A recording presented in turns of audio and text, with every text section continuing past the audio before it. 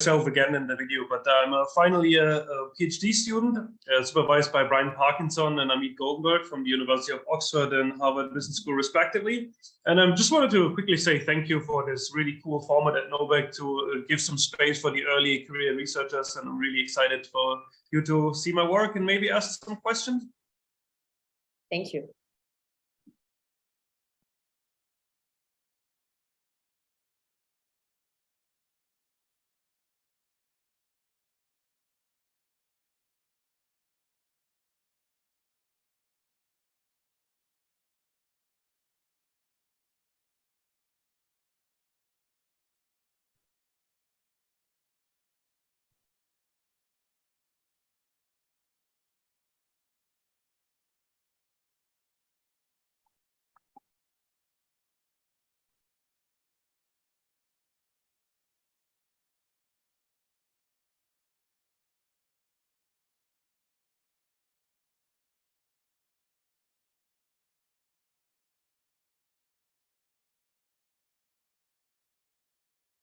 I think it's muted.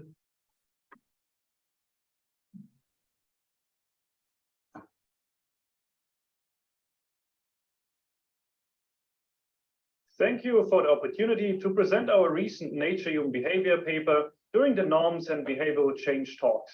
My name is Jonas Schöne, and I'm in the final year of my PhD, supervised by Brian Parkinson from the University of Oxford and Amit Goldenberg from the Harvard Business School. Today, we will talk about how acrophily, in addition to homophily, is a driver of political segregation.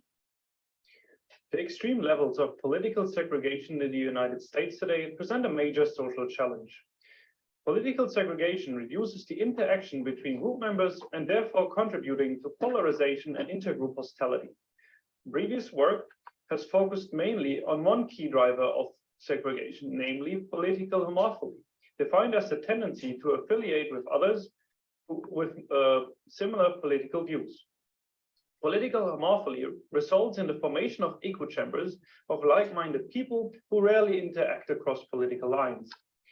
In this article, we propose that in addition to political homophily, people's tie selection decisions are also driven by political acrophily, which we define as the tendency to prefer and affiliate with others who present a more extreme political view in the direction of one's political leaning. To illustrate these ideas, imagine there is a current political debate on opinions usually ranging from extremely conservative to extremely liberal. Let's say there are 10 responses in equal distance to each other. One of those is yours. Who would you choose to listen to according to the different ideas? When applying homophily, the chooser elects to keep others whose responses are closer, regardless of whether they're more or less extreme in intensity.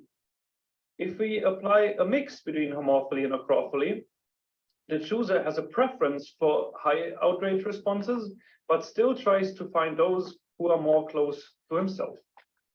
When applying only acrophily, the chooser keeps only other users who are expressing higher outrage than himself. Across 4 studies, using 1,235 participants, we tested which of these strategies is applied when people have to actually make a selection decision, using the following task. In study 1 to 3, we presented participants a picture of police brutality against Black demonstrators. Participants were first asked to provide a text response to the picture. In study 4, we presented a keyword regarding a commonly discussed US policy to offer stimuli that were not picture-based. After providing this response, we asked them to rate their negative emotions from a scale from 1, no emotions, to 9, a lot of emotions. After this, participants viewed 6 peer responses to the same picture. Each response included a name, a rating, and a text response, and choose 3 peers they do not wish to see in the subsequent trials. The peers whom participants choose to keep stay on for the next trial, and participants are able to see their responses to the following image. To estimate the difference between participants' actual choice and what would have been a morpholess choice, we created a coefficient. This coefficient was calculated as the difference score between the most amorphous combination of potential peers and the combination that the participants actually choose. The higher this coefficient, the stronger a participant's tendency to acrophilize. We found that both political groups had a tendency to acrophilize. Liberals also showed an increase over time.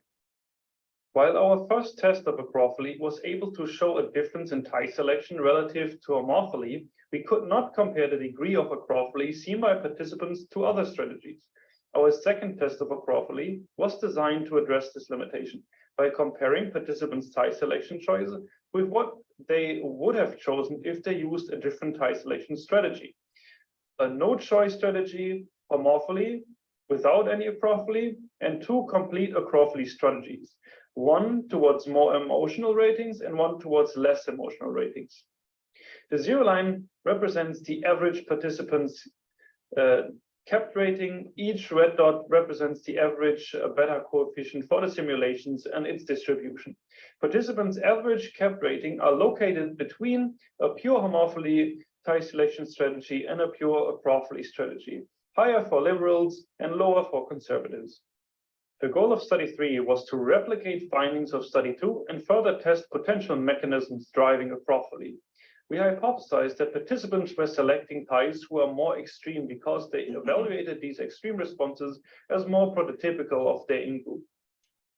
We found that participants rated the strongest response as their most representative of their in-group, as indicated by the green bars. In conclusion, we found strong evidence that participants' tie selection is a mix of homophily and acrophily. Our findings have important implications for understanding political segregation. People gradually drift apart in their political affiliation over time due to the selection process. First, people select others who are more extreme, which shifts the averages of a group into the more extreme ends. The next people will then have more extreme people to choose from, which further perpetuates this cycle. If you have any question, please feel free to reach out. The full text of the paper is available using this QR code. Thank you very much.